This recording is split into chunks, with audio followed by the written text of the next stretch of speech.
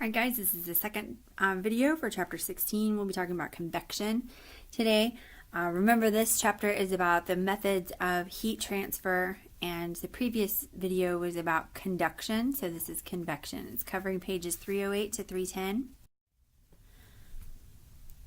So conduction was for solids, and it's the motion of the atoms.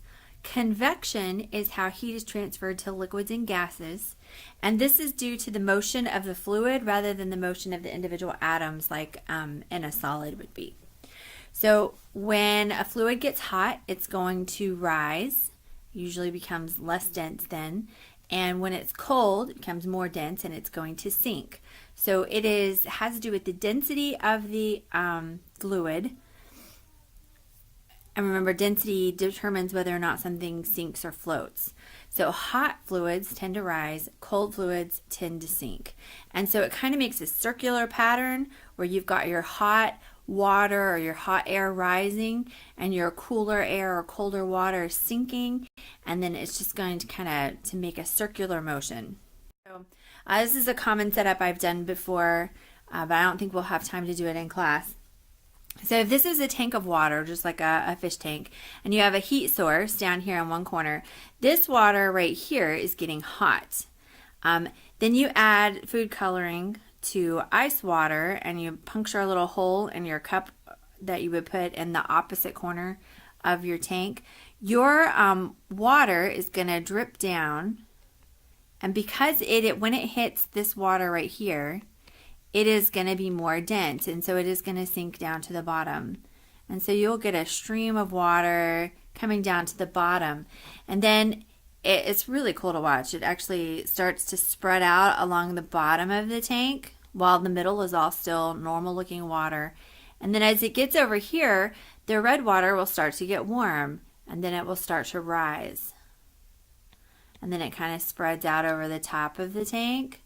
And then till it comes over here where it mixes with the cooler water, and it will just start to just kind of spread all the way around. Now if you leave it long enough, most of the water will come to a common temperature and it'll stop doing the cycle, and it'll all end up being kind of a reddy color water. But it's really cool to watch how it goes down in a circle. Another good example when convection takes place is the wind.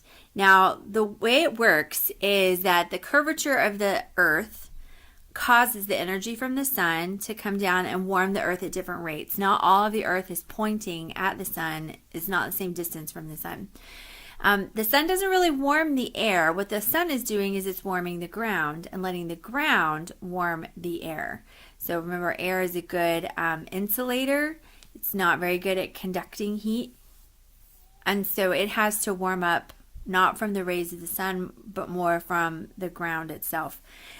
So the air near the ground is going to be warm, and the air away from the ground is going to be cooler. So as the warm air rises, the cool air drops.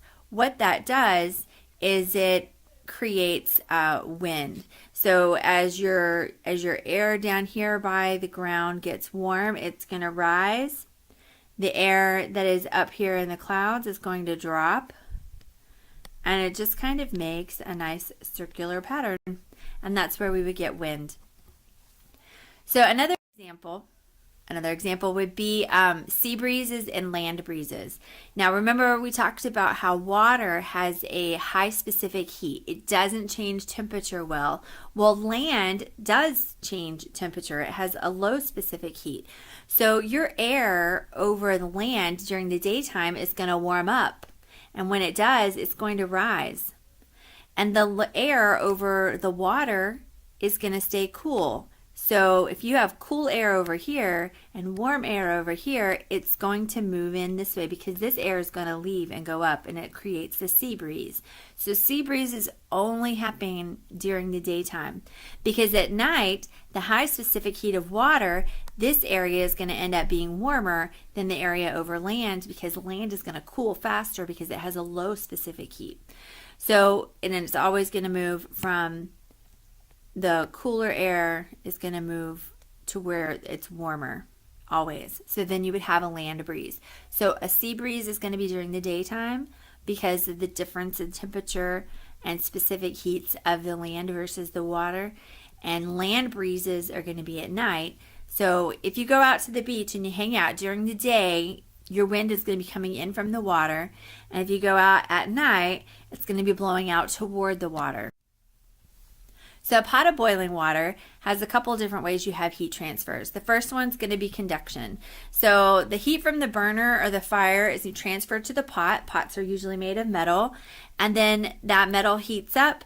That heating of the metal is then going to transfer to the water. So that is conduction. From the heat source to the water is conduction. But inside the water is convection. And so the water at the bottom of the pot gets hot. Hot water is going to rise. The cooler water at the top of the pot is going to sink. And now you've got cooler water on the bottom that is going to be heated up. So once it gets to a rolling boil, there's definitely a circular pattern that is happening inside your pot of water. So boiling water is conduction and convection. Now, once the water has heated enough and it has evaporated and become steam, steam is still just a fluid because it is going to be in a gas state, and it's going to rise. The hot air is going to rise. Now, what's interesting that happens is, if you put your hand above a steaming pot of water, you're likely to burn yourself. There's a lot of energy contained in the molecules, the kinetic energy in the molecules of steam. But as you move away from the pot, the steam is going to cool considerably, and it is because it is expanding. The more space it takes up, the less energy it has, it is going to begin to cool. So the general rule of thumb that you need to remember, hot air rises, cold air sinks, and expanding air cools. So as it spreads out, it cools off as well. So there is a quiz today. Go ahead and click on the link and finish that quiz, and I will see you later.